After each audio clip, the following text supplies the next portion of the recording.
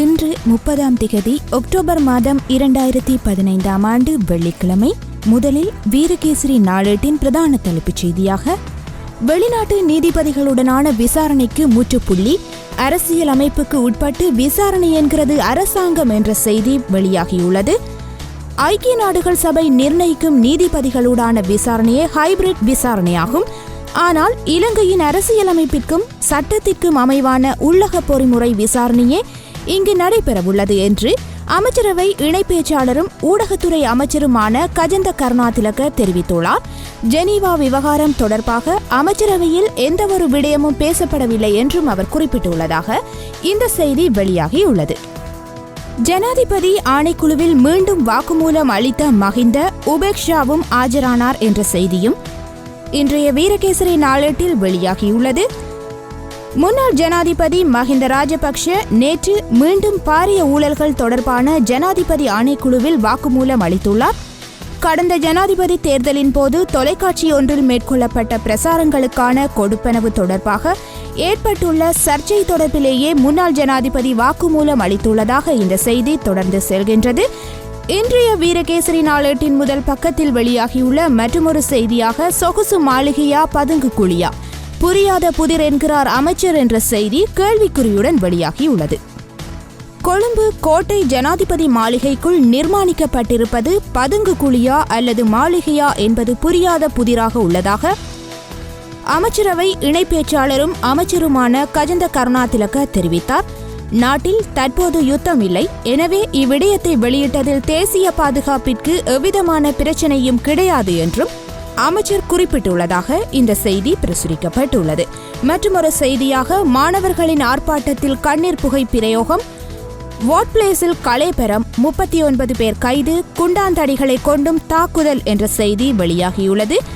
உயர் தேசிய கணக்கீட்டு டிப்ளோமா பாடநெறிக்கு சமமான அங்கீகாரத்தை வழங்குமாறு கோரி நேற்று கொழும்பு வாட்ஸ் பிளேஸில் அமைந்துள்ள பல்கலைக்கழக மானியங்கள் ஆணைக்குழுவுக்கு முன்பாக ஆர்ப்பாட்டத்தில் ஈடுபட்ட மாணவர்கள் மீது போலீசார் கண்ணீர் புகை பிரயோகம் செய்தும் தண்ணீர் பாய்ச்சியும் தாக்குதல் நடத்தினர். இதனால் அப்பகுதியில் கலேபர நிலை ஏற்பட்டதுடன் மாணவர்கள் பதற்றத்துடன் அங்கும் இங்கும் சிதறியோடினர். அத்துடன் போலீசாரினால் 39 மாணவர்கள் கைது செய்யப்பட்டனர் என இந்த செய்தி பிரசுரிக்கப்பட்டுள்ளது.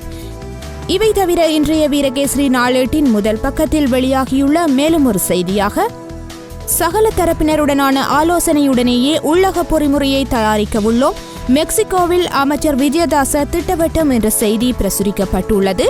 அனைத்து தரப்பினருடனான ஆலோசனைகளின் பின்னர் உண்மையை கண்டறிவதற்கும் நீதியை நிலைநாட்டுவதற்கும் நல்லிணக்கத்தை நோக்கி பயணிப்பதற்கும் பொறிமுறையொன்றை தயாரிக்க இருக்கின்றோம். இந்த பொறிமுறையில் உண்மையை கண்டறியும் ஆணைக்குழு, காணாமல் போனோர் தொடர்பில் ஆராயும் அலுவலகம், நீதிமன்ற பொறிமுறை, இழப்பீடு வழங்கும் பொறிமுறை என்பவை நிறுவப்படவுள்ளன எனவும் நீதியமைச்சர் விஜயதாச ராஜபக்ஷ தெரிவித்துள்ளதாக இந்த செய்தி தொடர்ந்து செல்கின்றது. மற்றொரு செய்தியாக, எமது இனத்தை பழி தீர்க்க அரசாங்கமே துணை போகின்றது என்ற செய்தி பிரசுரிக்கப்பட்டுள்ளது. தமிழீழத்தை அமைக்கும் தமிழ் தேசிய கூட்டமைப்பின் பின்னணியிலும் புலம்பெயர் அமைப்புகளின் கூட்டணியிலும் பிரதமர் ரணில் விக்ரமசிங்கவும் ஜனாதிபதி மைத்ரிபால சிறிசேனவும் முக்கியத்துவம் வகிக்கின்றனர். ஒரு இனத்தை திருப்திப்படுத்த மட்டுமே அரசாங்கம் செயல்படுகின்றது என ஒன்றிணைந்த எதிர்க்கட்சியான மஹிந்த ஆதரவு குழுவினர் தெரிவித்துள்ளதாக இந்த செய்தி வெளியாகியுள்ளது. இவை இன்றைய வீரகேசரி நாளேட்டின் முதல் பக்கத்தில் வெளியாகியுள்ள செய்திகள். அடுத்து தினக்குரல் நாளேட்டின் பிரதான தலைப்புச் செய்தியாக, பூமியை காவு கொண்ட உறவுகளை கண்ணீருடன் நினைவு கூர்ந்த மீரியபேத்தை மக்கள் என்ற செய்தி புகைப்படத்துடன் வெளியாகியுள்ளது. கொஸ்லந்தை மீரியபேத்தை மண்சரிவு அனர்த்தம் இடம்பெற்று நேற்று வியாழக்கிழமையுடன் ஒரு வருடம் பூர்த்தியான நிலையில் மீரியபேத்தையில் உணர்வுபூர்வமான அஞ்சலி நிகழ்வுகள் இடம்பெற்றன. கடந்த வருடம் அக்டோபர் மாதம் 29ஆம் திகதி ஏற்பட்ட இந்த பாரிய மண்சரிவு அனர்த்தத்தில் 37 பேர் மண்ணில் புதையுண்டதுடன் 96 குடும்பங்களை சேர்ந்த சுமார் 350 பேர் இன்றும் அம்பிட்டிகந்த மாக்கந்த தேயிலை தொழிற்சாலையில் உள்ள தற்காலிக முகாமில் தங்க வைக்கப்பட்டுள்ளனர். கொஸ்லந்தை மீரியபெத்த பகுதியில் 37 உயிர்களை காவு கொண்டு பலரை அனாதரமான நிலைக்கு தள்ளிய மீரியபெத்த மண்சரிவு அனர்த்தம் இடம்பெற்று ஓராண்டு நிறைவடைந்துள்ள நிலையில் மண்சரிவு இடம்பெற்ற பகுதியில் நேற்று தங்கள் உறவுகளின் நினைவாக கண்ணீர் மல்க மக்கள் அஞ்சலி செலுத்தியதாக இந்த செய்தி வெளியாகியுள்ளது. இந்தியாவிடம் அரசு நஷ்ட ஈடு கோரும் என்ற செய்தி இன்றைய தினக்குரல் நாளேட்டின் முதல் பக்கத்தில் வெளியாகியுள்ளது. இந்திய மீனவர்களால் இலங்கையின் கடல் வளம் அளிக்கப்படுவது தொடர்பாக இந்திய அரசிடம் நட்ட ஈடு கோரப்போவதாக கடல் தொழில் அமைச்சர் மஹிந்த அமரவீர தெரிவித்துள்ளதாக இந்த செய்தி வெளியாகியுள்ளது. தினக்குரல் நாளேட்டின் மற்றொரு செய்தியாக குற்றப்புலனாய்வு பிரிவுக்கு எதிராக மனித உரிமை மீறல் வழக்கு விமல் வீரவங்ச தெரிவிப்பு என்ற செய்தி பிரசுரிக்கப்பட்டுள்ளது. கடவுச்சீட்டு விவகாரத்தில் தனக்கு இழைக்கப்பட்ட அநீதியே மைத்ரிபால ரணில் ஏகாதிபத்திய ஆட்சிக்கு சிறந்த உதாரணம் என தெரிவித்த தேசிய சுதந்திர முன்னணியின் தலைவர் விமல் வீரவங்ச குற்றப்புலனாய்வு பிரிவினருக்கு எதிராக மனித உரிமை மீறல் வழக்கு தொடரப்போவதாகவும் கூறியுள்ளதாக இந்த செய்தி வெளியாகியுள்ளது. பரணகம அறிக்கை சர்வதேச விசாரணை சாத்தியப்பாட்டை திசை திருப்புகின்றது என்ற செய்தியும் இன்றைய தினக்குரல் நாளேட்டின் முதல் பக்கத்தில் பிரசுரிக்கப்பட்டுள்ளது. இலங்கை யுத்தம் தொடர்பான மேக்ஸ்வெல் பரணகம ஆணைக்குழுவின் அறிக்கை உண்மைத்தன்மை மற்றும் நீதி போன்ற விடயங்களில் குறைவான தன்மையை கொண்டிருப்பதாக அணுசக்திக்கு எதிரான மக்கள் இயக்கத்தின் ஏற்பாட்டாளர் உதயகுமார் தெரிவித்திருக்கின்றார் என இந்த செய்தி வெளியாகியுள்ளது. இவை தவிர இன்றைய தினக்குரல் நாளேட்டின் கட்டமிடப்பட்ட செய்தியாக பொருளாதார நிலவரம் பிரதமர் விசேட உரை என்ற செய்தி பிரசுரிக்கப்பட்டுள்ளது. அரசாங்கத்தின் இடைக்கால பொருளாதார கொள்கை தொடர்பாக பிரதமர் ரணில் விக்ரமசிங்க எதிர்வரும் 5ஆம் திகதி பாராளுமன்றத்தில் விசேட உரையொன்றை நிகழ்த்த உள்ளதாக இணை அமைச்சரவை பேச்சாளரான ஊடகத்துறை மற்றும் பாராளுமன்ற விவகாரங்கள் அமைச்சர் கஜந்த கருணாதிலக தெரிவித்துள்ளதாக இந்த செய்தி பிரசுரிக்கப்பட்டுள்ளது. மற்றும் ஒரு கட்டமிடப்பட்ட செய்தியாக நிலக்கீழ் சொகுசு மாளிகை தகவலால் பாதுகாப்புக்கு அச்சுறுத்தல் இல்லை என்ற செய்தி வெளியாகியுள்ளது. நாட்டின் பாதுகாப்புக்கு தற்போது அச்சுறுத்தல் கிடையாது எனவும் இதனால் கொழும்பு கோட்டையில் உள்ள ஜனாதிபதி மாளிகையின் கீழ் காணப்படும் ரகசிய மாளிகை தொடர்பான தகவல் வெளியானது தொடர்பாக அரசாங்கம் கவலை அடையவில்லை எனவும் இணை அமைச்சரவை பேச்சாளரான ஊடகத்துறை மற்றும் பாராளுமன்ற விவகாரங்கள் அமைச்சர் கஜந்த கருணாதிலக தெரிவித்துள்ளதாக இந்த செய்தி தொடர்ந்து செல்கின்றது. அவன்கார்ட் விவகாரம் பாராளுமன்றத்தில் விவாதம் என்ற செய்தியும் இன்றைய தினக்குரல் நாளேட்டில் வெளியாகியுள்ளது.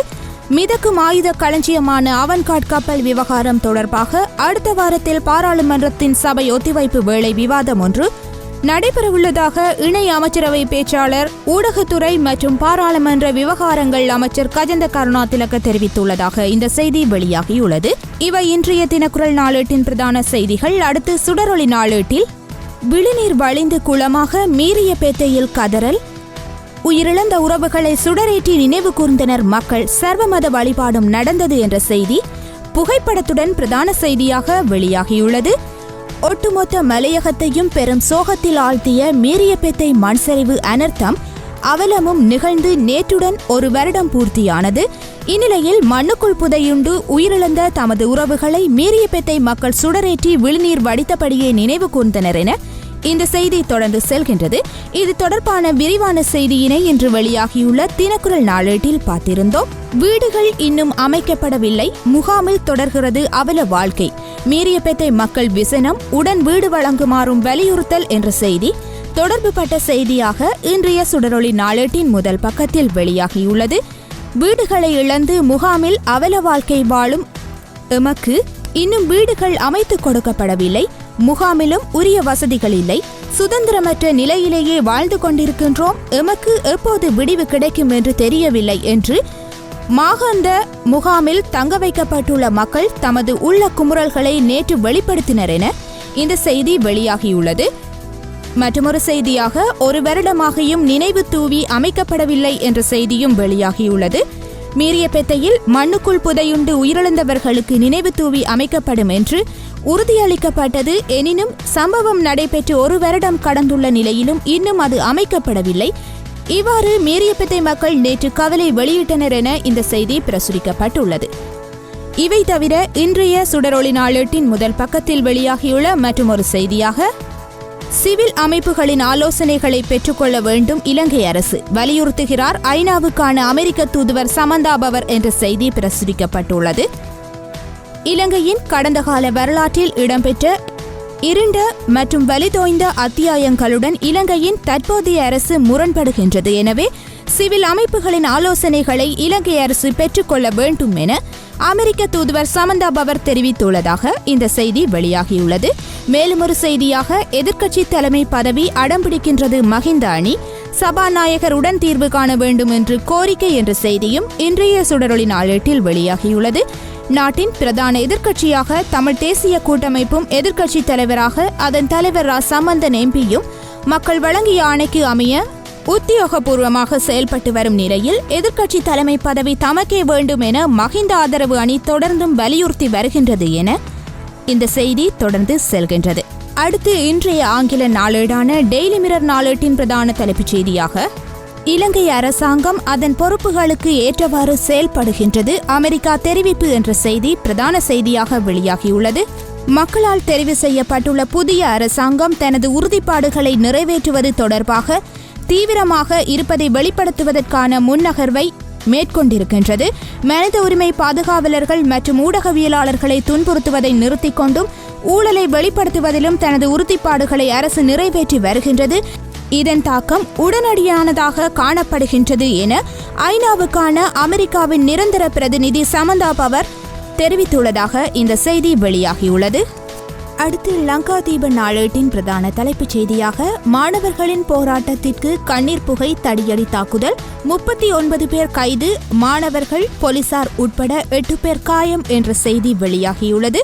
இது தொடர்பான விரிவான செய்தியினை இன்று வெளியாகியுள்ள ஏனைய நாளேடுகளில் பார்த்திருந்தோம். லங்காதீப நாளேட்டின் மற்றொரு செய்தியாக அவன்கார்ட் ரகசியம் வெளியானது. 816 துப்பாக்கிகள் இராணுவத்தினரால் விற்பனை செய்யப்பட்டவை, 20 துப்பாக்கிகள் காணாமல் போயுள்ளன என்ற செய்தி வெளியாகியுள்ளது. அவன்கார்ட் மிதக்கும் ஆயுத களஞ்சிய சாலையில் இருந்த 816 துப்பாக்கிகள் இராணுவத்தினரால் லக்னலங்கா நிறுவனத்திற்கு விற்பனை செய்யப்பட்டுள்ளது என தீவிர மோசடி மற்றும் ஊழல் விசாரணைகளுக்கான ஜனாதிபதி விசாரணை பிரிவு அதிகாரிகளினால் ரகசியம் வெளியிடப்பட்டுள்ளதாக இந்த செய்தி வெளியாகியுள்ளது. அடுத்து இன்றைய உதய நாளேட்டின் பிரதான தலைப்புச் செய்தியாக மஹிந்த கோத்தா தண்டிக்கப்படார், படையினர் பாதுகாப்பும் உறுதி செய்யப்படும் என்கிறது மைத்ரிபாலவின் நல்லாட்சி அரசு என்ற செய்தி வெளியாகியுள்ளது. ஜெனீவா தீர்மானத்தின் அடிப்படையில் நடவடிக்கைகள் எடுக்கப்பட்டாலும் அதில் முன்னாள் ஜனாதிபதி மஹிந்த ராஜபக்ஷ, முன்னாள் பாதுகாப்பு செயலர் கோட்டாபய ராஜபக்ஷ மற்றும் பாதுகாப்பு படையினர் ஆகியோர் தண்டிக்கப்பட மாட்டார்கள் என அரசு நேற்று அறிவித்துள்ளது.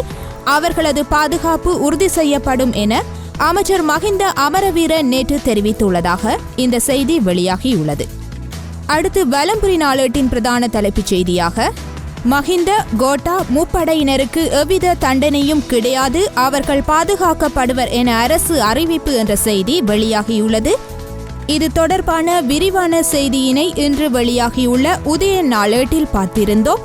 வலம்புரி நாளேட்டின் மற்றொரு செய்தியாக கண்காணிப்பதற்கே சர்வதேச நீதிபதிகள், விசாரணைக்கு அல்ல கஜந்த தெரிவிப்பு என்ற செய்தி வெளியாகியுள்ளது. ஐநா மனித உரிமைகள் பேரவையின் பரிந்துரைகளின் பிரகாரம் முன்னெடுக்கப்படவுள்ள உள்ளக விசாரணை பொறிமுறையின் போது சர்வதேச நீதிபதிகள் கண்காணிப்பாளர்களாகவே வருகை தருவார்கள். அவர்களின் மூலமாக உள்ளக விசாரணை பொறிமுறைக்கு தொழில்நுட்பம் சார்ந்த ஆதரவினையே நாம் கோரவுள்ளோம் என ஊடகத்துறை அமைச்சர் கஜந்த கருணாதிலக தெரிவித்துள்ளதாக இந்த செய்தி பிரசுரிக்கப்பட்டுள்ளது.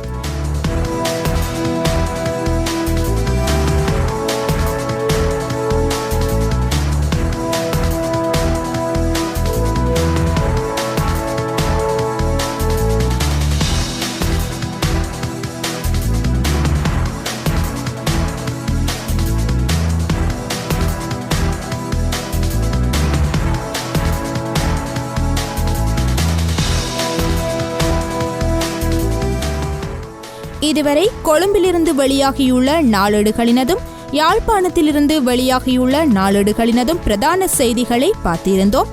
மீண்டும் ஒரு நாளேடுகளில் நமது பார்வையூடாக சந்திப்போம். நன்றி, வணக்கம்.